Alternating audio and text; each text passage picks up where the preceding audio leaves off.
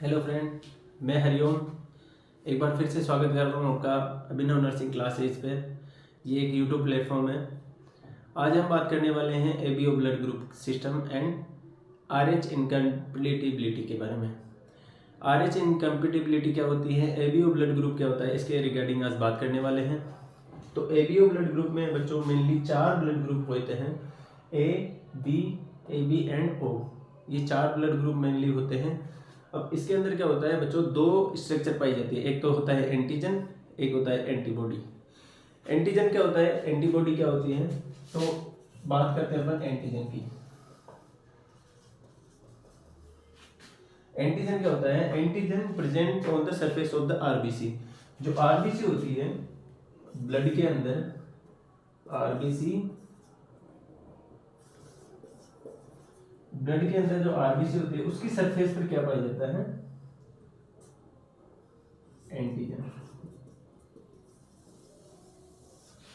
और एंटीबॉडी की बात करते हैं अपन इसी तरीके से। तो एंटीबॉडी कहां पाई जाती है, antibody present in the plasma. जो ब्लड होता है उसका प्लाज्मा, उसके अंदर क्या पाई जाती है, antibody.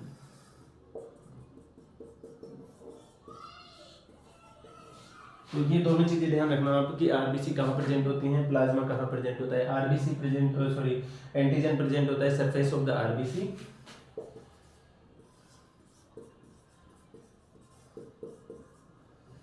Surface of the RBC कहाँ क्या पाई जाता है, एंटीजन।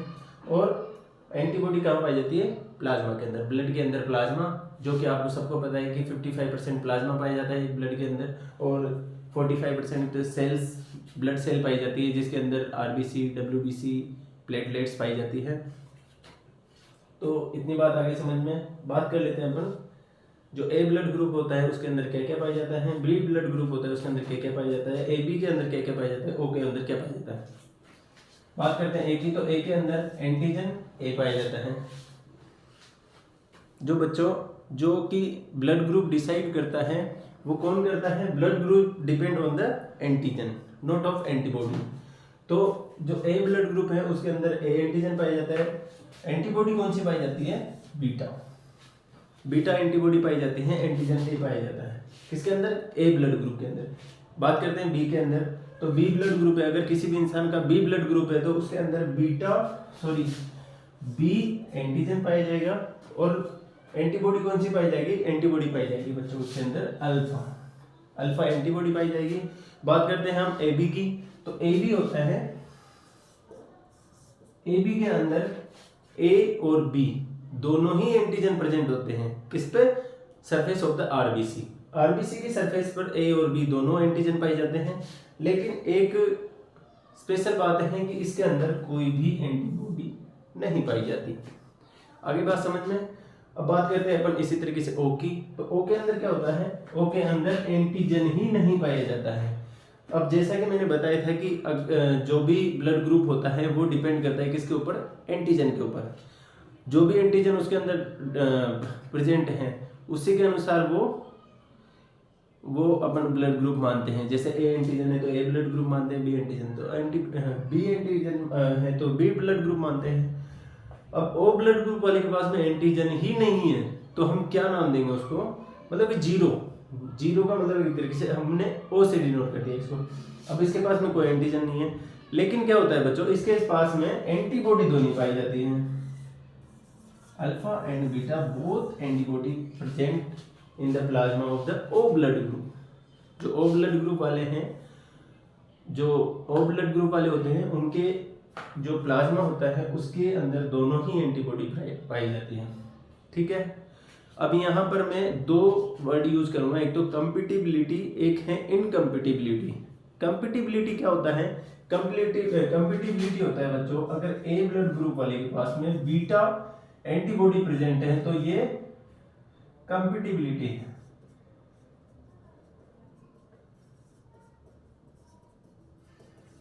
अगर ए ब्लड ग्रुप वाले के पास में बीटा अगर एंटीबॉडी है तो वो कंपेटिबिलिटी है। कंपेटिबिलिटी का मतलब है इट इज द नॉर्मल, ये नॉर्मल है। इसी तरीके से अगर बी एंटीजन है, बी एंटीजन के पास में अगर अल्फा एंटीबॉडी है तो ये भी एक कंपेटिबिलिटी है, और कंपेटिबिलिटी बोले तो नॉर्मल फाइंडिंग है।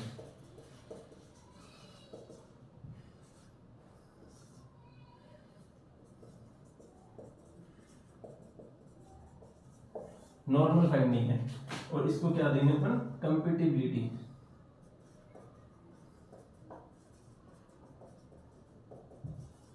ये दोनों ही नॉर्मल फाइंडिंग है। अगर ए के पास में बीटा एंटीबॉडी है तो ये दोनों ही नॉर्मल फाइंडिंग है, इसको अपन बोलते हैं कंपेटिबिलिटी।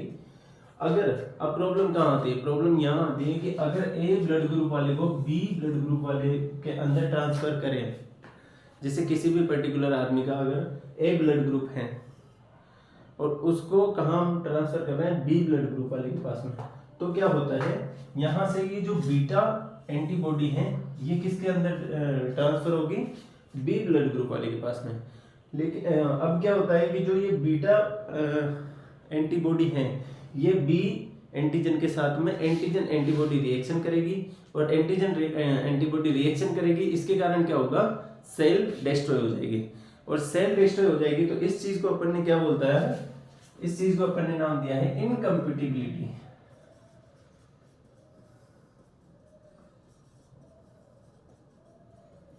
आगे बात समझ में, कंपेटिबिलिटी क्या होती है, इनकम्पेटिबिलिटी क्या होती है। इनकम्पेटिबिलिटी में कुछ ज्यादा खास है नहीं, लेकिन बस यही है कि अगर एंटीबॉडी बीटा प्रेजेंट है किसी भी पर्टिकुलर ब्लड ग्रुप में, ए ब्लड ग्रुप में बीटा एंटीबॉडी प्रेजेंट होता है, अगर ये बीटा एंटीबॉडी वाला ब्लड बी ब्लड ग्रुप को अगर सेंड करते हैं तो ये क्या करता है, ये इसके साथ में एंटीजन एंटीबॉडी रिएक्ट करता है, ये इसके साथ में एंटीजन एंटीबॉडी रिएक्ट करेगा तो ये क्या होगा, सेल को डिस्ट्रॉय कर देगा, और सेल को डिस्ट्रॉय कर देगा। इसी टर्मिनोलॉजी को अपन ने नाम दिया है इसी टर्मिनोलॉजी को अपन ने क्या बोला है, इनकम्पेटिबिलिटी। आगे बात समझ में। अब ये तो हो गई एक ही, इसी same process B blood group वाले के साथ में, अगर ए वाले को बी ब्लड ग्रुप सेंड करेंगे तो इसमें अल्फा जो कि ए के साथ में इनकम्पेटिबिलिटी शो करता है, तो यही प्रॉब्लम इसके साथ में होगी, वही इनकम्पेटिबिलिटी होगी, सेल को डिस्ट्रॉय कर देगा कौन, अल्फा और ए एंटीजन और अल्फा एंटीबॉडी दोनों में एंटीजन एंटीबॉडी रिएक्शन होगा। समझ लेना बात को, बहुत अच्छे से समझा रहा हूं मैं, देख लेना, ठीक है। अब ये हो गई किसकी, ए और बी की बात। अब बात करते हैं अपन ए बी की। तो ए बी के अंदर क्या होता है बच्चों, ए बी के अंदर एंटीजन तो दोनों ही प्रेजेंट है, लेकिन एंटीबॉडी कोई सी भी प्रेजेंट नहीं है। तो अपन जब ब्लड ट्रांसफ्यूजन करते हैं तो दो चीजें का ध्यान रखना है। दो चीजें कौन कौन सी हैं, कि जो डोनर होता है, डोनर की अपन क्या ध्यान रखते हैं कि इसके अंदर कौन सा एंटीजन प्रेजेंट है,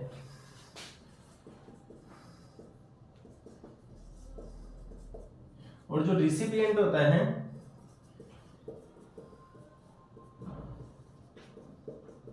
इसके अंदर कौन सी एंटीबॉडी प्रेजेंट है। ये दोनों चीजें बहुत ही ध्यान रखना, बहुत ही मतलब कि काम की चीजें हैं, कि डोनर जो होता है उसका अपन एंटीजन देखते हैं, और जो रिसिपिएंट होता है उसकी एंटीबॉडी देखते हैं। अब जैसे मान लो कि अगर ए ब्लड ग्रुप है, उसके अंदर अगर अपन ओ ब्लड ग्रुप को सेंड करते हैं, ओ ब्लड ग्रुप को अगर ए के साथ में सेंड करते हैं अपन, तो क्या होगा, तो कुछ भी नहीं होगा, क्योंकि ओ के पास में कोई भी एंटीजन नहीं है, ठीक है। आगे बात समझ में। और ए के पास में कोई भी एंटीबॉडी नहीं है। तो जब जो मतलब कि आपको पता है कि मैंने बताया था कि जो एंटीजन, वो जो ब्लड ग्रुप होता है वो एंटीजन के ऊपर डिपेंड करता है, और जब ओ ब्लड ग्रुप में कोई भी एंटीजन नहीं है तो इससे कोई प्रॉब्लम नहीं होगी इसको, और इसको कोई भी प्रॉब्लम नहीं होगी। तो क्या होता है बच्चों, इसको अपन ने नाम दिया है क्या, universal donor, sorry universal recipient.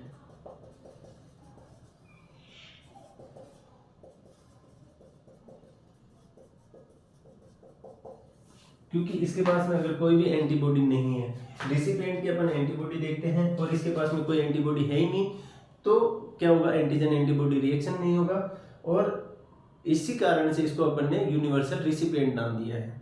बात करते हैं ओ की। तो ओ के पास में क्या है, ओ के पास में कोई एंटीजन ही नहीं है, डोनर का क्या देखते हैं अपन, एंटीजन, और इसके पास में कोई एंटीजन नहीं है, तो ये क्या काम करता है, ये करता है यूनिवर्सल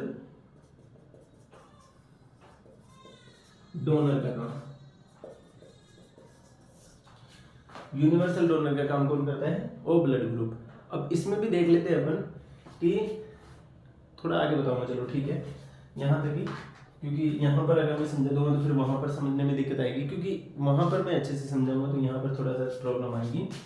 यहाँ इतना सा समझ में आ गया कि ब्लड जो होता है, ब्लड के अंदर आरबीसी की सरफेस पर एंटीजन पाया जाता है और प्लाज्मा के अंदर एंटीबॉडी पाई जाती है। मेनली 4 ब्लड ग्रुप होते हैं, ए बी एंड ओ। ए के पास में ए के पास में ए एंटीजन होता है, बीटा एंटीबॉडी पाई जाती है। बी के पास में बी एंटीजन होता है, अल्फा एंटीबॉडी पाई जाती है। ए बी के पास में कोई एंटीजन नहीं होता, और ए बी के पास में एंटीजन दोनों पाए जाते हैं और एंटीबॉडी कोई भी नहीं होती है। अल्फा के पास में इसके पास में ओ ब्लड ग्रुप के पास में एंटीजन कोई सा भी नहीं पाया जाता है और एंटीबॉडी दोनों पाई जाती है। डोनर का अपन क्या देखते हैं, एंटीजन देखते हैं और रिसिपिएंट का एंटीबॉडी देखते हैं। ए के पास में अगर बीटा है तो वो नॉर्मल फाइंडिंग है, इसको कंपैटिबिलिटी बोलते हैं। और बी के पास में अगर अल्फा एंटीबॉडी है, बी एंटीजन के पास में अल्फा एंटीबॉडी है, तो ये भी नॉर्मल फाइंडिंग है, इसको अपन कंपैटिबिलिटी बोलते हैं। अगर ए को बी में ट्रांसफर करते हैं तो बीटा क्या करेगा, बी के साथ में रिएक्ट करेगा और रिएक्ट करने के इस प्रोसेस को क्या बोलते हैं, इनकम्पैटिबिलिटी बोलते हैं। आगे बात समझ में। अब मैं बताता हूँ आपको RH इनकम्पैटिबिलिटी, कि RH इनकम्पैटिबिलिटी क्या होती है वो देखते हैं। तो RH इनकम्पैटिबिलिटी के अंदर मेनली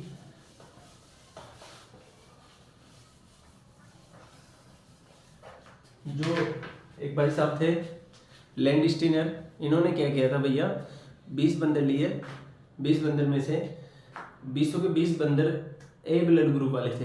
एक छोटी सी कहानी सुना रहा हूँ आपको कि 20 बंदर लिए, 20 के 20 ए ब्लड ग्रुप वाले थे।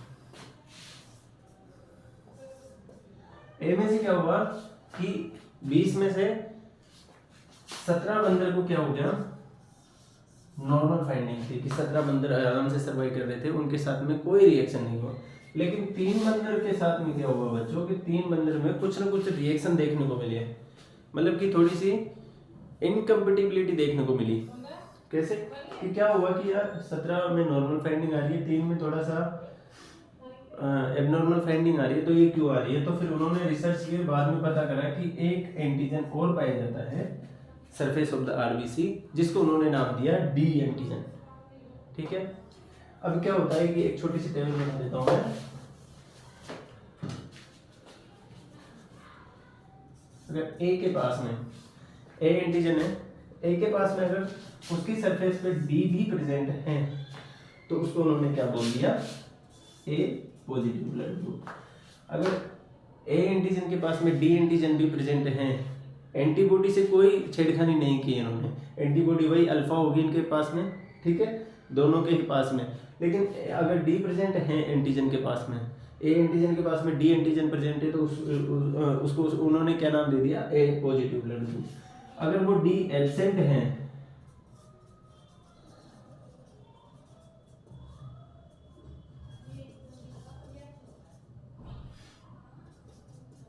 तो उसको उन्होंने क्या नाम दे दिया, ए नेगेटिव ब्लड ग्रुप। इसी तरीके से बी के साथ में हुआ, बी भी 20 बंदे लिए, 17 के साथ में नॉर्मल फाइंडिंग थी, लेकिन जिनके साथ में रिएक्शन था, तो उन्होंने क्या किया बच्चों, उसके अंदर में रिसर्च के बाद में पता किया कि डी जो होता है वो बी के साथ में भी पाया जाता है। तो अगर ए के साथ में डी एंटीजन है तो उसको ए पॉजिटिव ब्लड ग्रुप दे दिया, और अगर नहीं है तो A negative blood group B negative blood group दे दिया इसका नाम। ठीक है, इसी के साथ में उन्होंने ए बी के साथ में भी यही प्रॉब्लम, अगर ए बी डी प्रेजेंट है तो ए बी पॉजिटिव, और अगर नहीं है तो B negative, A B negative. आगे बात समझ में। यही प्रॉब्लम डी के साथ में, यही प्रॉब्लम ओ के साथ में, अगर ओ के साथ में डी प्रेजेंट है तो ओ पॉजिटिव, अगर नहीं है तो ओ नेगेटिव। ये आगे सारणी समझ में। अब चूंकि यहाँ पर एक छोटा सा मैं इनके डिफरेंस बता देता हूँ। चूंकि इसके पास में तीनों एंटीजन हैं, इसके रिगार्डिंग कोई भी एंटीबॉडी प्रेजेंट नहीं है, ठीक है, तो क्या करेंगे, A B positive is the universal recipient.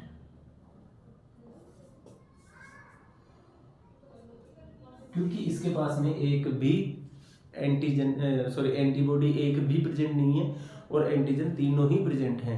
RH positive भी है, ए बी है और बी भी है, तो ए बी डी तीनों ही एंटीजन प्रेजेंट हैं, तो इसके कारण इसको universal recipient A B positive को बोला जाता है, ए बी नेगेटिव को नहीं बोला जाता है।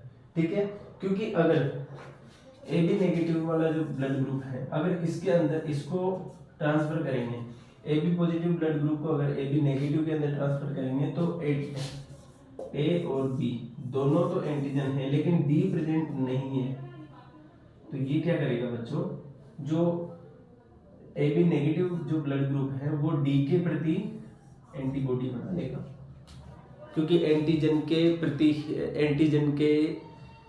प्रति ही एंटीबॉडी बनती है, तो ये क्या करेगा, डी के प्रति एंटीबॉडी बना लेगा और सेल को डिस्ट्रॉय करने का काम कर देगा। इसलिए हम A B positive blood group को A B negative blood group के अंदर कभी भी ट्रांसफर नहीं करते हैं। आगे बात समझ में। इसी तरीके से क्या होता है कि ओ पॉजिटिव जो ब्लड ग्रुप है ये यूनिवर्सल डोनर नहीं होता है। इसका रीजन ये है कि इसके साथ में ओ के साथ में डी एंटीजन प्रेजेंट है, और डी एंटीजन प्रेजेंट है तो ये क्या करेगा, जैसे कि ओ पॉजिटिव ब्लड ग्रुप को अपने मान लो ए पॉजिटिव के अंदर ही डाल दिया, सॉरी ए नेगेटिव के अंदर डाल दिया, ए नेगेटिव के अंदर डाल दिया, तो ए के पास में क्या है, ए नेगेटिव के पास में केवल ए एंटीजन है, डी एंटीजन नहीं है। लेकिन यहाँ से डी एंटीजन जाएगा तो वो क्या करेगा, डी एंटीजन इसके विपरीत एंटीबॉडी बना देगा जो कि सेल डिस्ट्रॉय का काम करेंगे।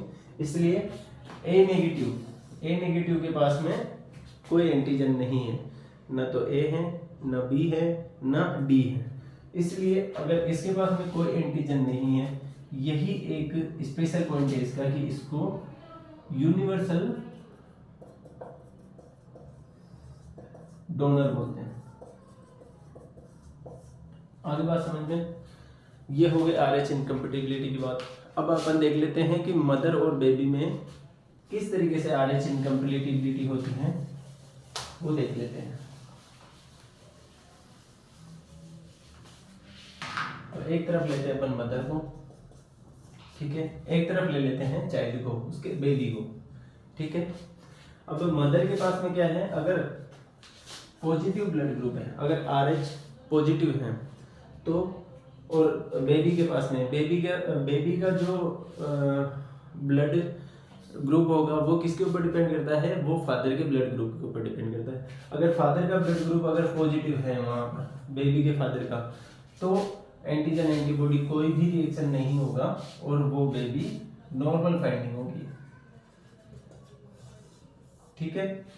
क्योंकि ये भी पॉजिटिव है, ये भी पॉजिटिव है, तो कोई एंटीजन एंटीबॉडी रिएक्शन नहीं होगा और ये नॉर्मल फाइंडिंग है।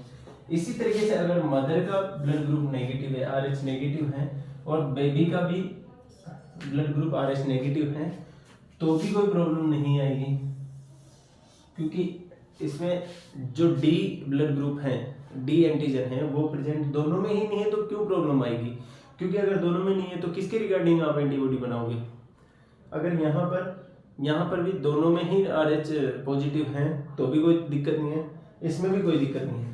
अगर मदर RH पॉजिटिव है और बेबी के फादर भी अगर RH नेगेटिव है तो भी कोई दिक्कत नहीं आएगी, ठीक है, नहीं आएगी। क्योंकि इसमें नहीं आने का रीजन क्या है मैं बताता हूँ आपको, क्योंकि फीटोप्लेसेंटल कभी भी सर्कुलेशन मिलता ही नहीं है। जो फीटस होता है, foetus during foetal life, mother का जो ब्लड ग्रुप है वो बेबी के ब्लड ग्रुप से मिलता नहीं है कभी भी, ठीक है। तो ये चीज आ गई समझ में। लेकिन क्या होगा, प्रॉब्लम यहाँ आती है कि जो मदर का ब्लड ग्रुप है वो है RH नेगेटिव और बेबी का ब्लड ग्रुप है वो है RH पॉजिटिव, तो दिक्कत आएगी। अब यहाँ पर क्या दिक्कत आएगी, ये भी नॉर्मल फाइंडिंग है, ये भी नॉर्मल फाइंडिंग है, लेकिन यहाँ पर दिक्कत आएगी बच्चों कि जो RH नेगेटिव ब्लड ग्रुप है मदर का और बेबी का है RH पॉजिटिव, तो at the time of delivery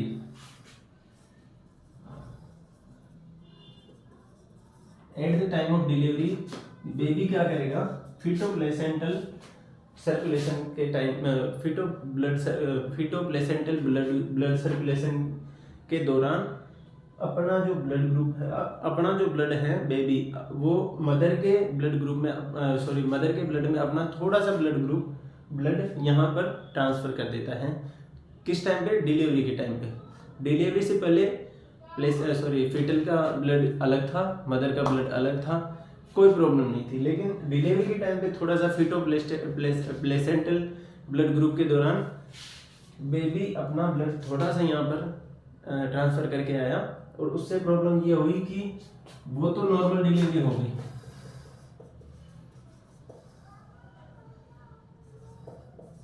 जो फर्स्ट बेबी हुआ वो तो नॉर्मल डिलीवरी हो गई, लेकिन ये क्या कर आया, ये अपनी मदर को गिफ्ट दे आया कि ये लो थोड़ा सा ब्लड मेरा भी संभालो, ये RH पॉजिटिव ब्लड है, इसको संभालो। और ये क्या करेगा, जो RH ब्लड ग्रुप है, RH पॉजिटिव ब्लड ग्रुप यहाँ पे आने के बाद में जो नेगेटिव है, ये अपना वहां पर इस ब्लड के रिगार्डिंग, इस ब्लड के अपोजिट एंटीबॉडी बना लेगी। और एंटीबॉडी बना लेगी तो क्या होगा, जब मदर सेकेंड प्रेगनेंसी कंसीव करेगी तो उस टाइम पे क्या होगा, सेकेंड प्रेगनेंसी के टाइम पे ये एंटीजन एंटीबॉडी रिएक्शन होगा।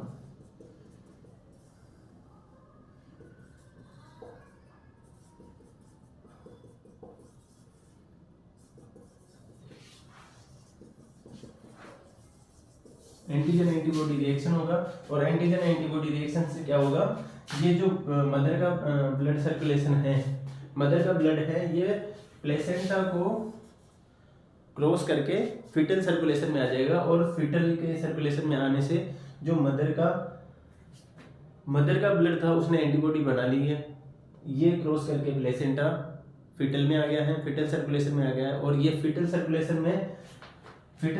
में एंटीजन है और एंटीबॉडी मदर से मिल गई, तो क्या होगा, एंटीजन एंटीबॉडी रिएक्शन, और उससे क्या होगा, सेल डेथ, हीमोलाइसिस। इससे क्या होगा, हीमोलाइसिस होगा बच्चों। और हीमोलाइसिस क्या होता है बच्चों, जो haemolysis is the pathological jaundice, मतलब कि हीमोलाइसिस होगा तो हीमोलाइसिस होने से क्या होगा, बिलिरुबिन इंक्रीज हो जाएगा।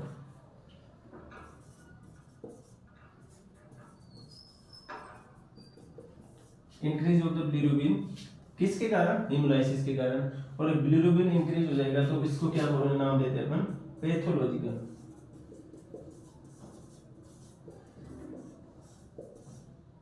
जॉन्डिस।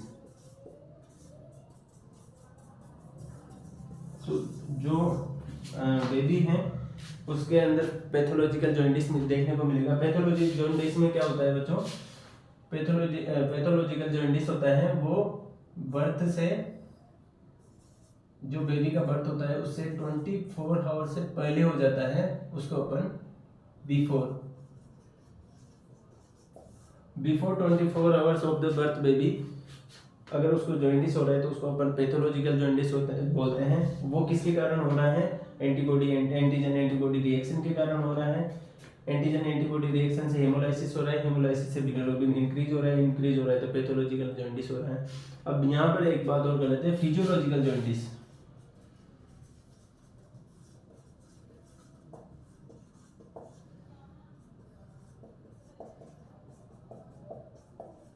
फिजियोलॉजिकल जॉन्डिस क्या होता है, फिजियोलॉजिकल जॉन्डिस में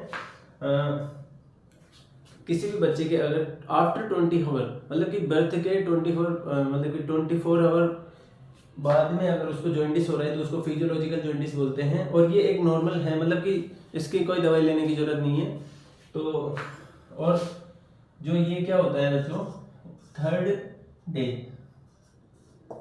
डे इसका पीक होता है और 7 डेज में ये नॉर्मली खत्म हो जाता है।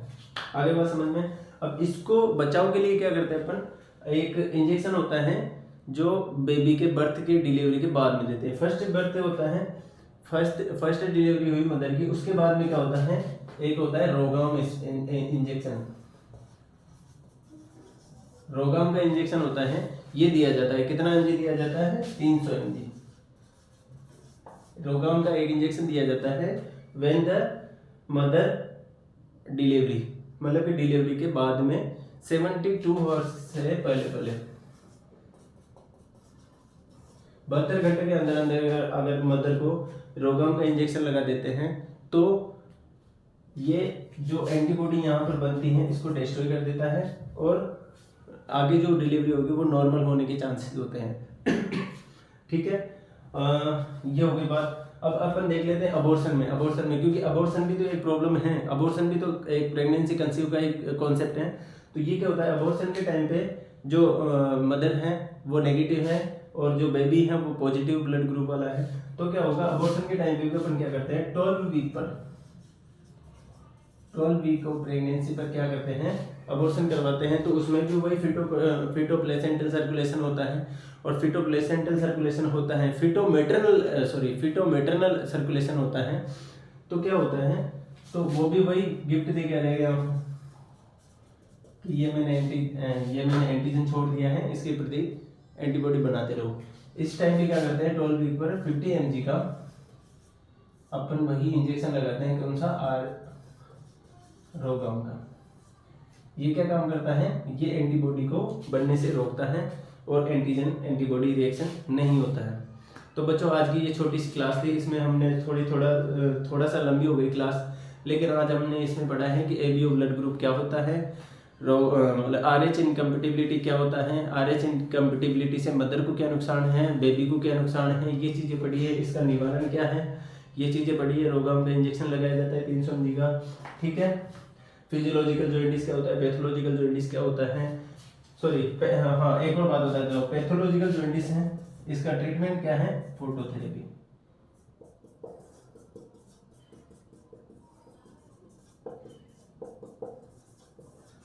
जब अपन पैथोलॉजिकल जॉइंटिस पढ़ाऊंगा मैं, उसमें पूरे डिस्क्रिप्शन से बताऊंगा कि जो फोटोथेरेपी होती है वो कितने टाइम के लिए दी जाती है, इसमें कौन कौन से प्रिवेंशन करने पड़ते हैं, क्या क्या चीज़ों का ध्यान रखा जाता है, ये सब बातें बताऊंगा मैं। आज की क्लास में इतना ही काफ़ी। Hope you like the video and please अगर ये लेक्चर पसंद आए तो ज़रूर भी मतलब कि लाइक कीजिएगा वीडियो को और शेयर भी कर दीजिएगा, क्योंकि नोट सेट से पहले मैंने एक टारगेट बनाया कि नोट सेट से पहले मैं सारी वीडियो अपलोड कर दूंगा नर्सिंग की, कि आपको जो फ्रेशर स्टूडेंट हैं वो भी इससे बहुत कुछ ले सकते हैं। क्योंकि मैं बिल्कुल मतलब कि बिल्कुल टॉप टू बॉटम से पढ़ा रहा हूँ, तो बॉटम से स्टार्ट किया है मैंने, तो देख लेना आप। और अगर वीडियो अच्छी लगे तो सब्सक्राइब कर लेना, जिससे क्या होगा कि आपको जो आने वाली जो भी वीडियो होगी उसकी नोटिफिकेशन आपको मिलती रहेगी। Thank you friend.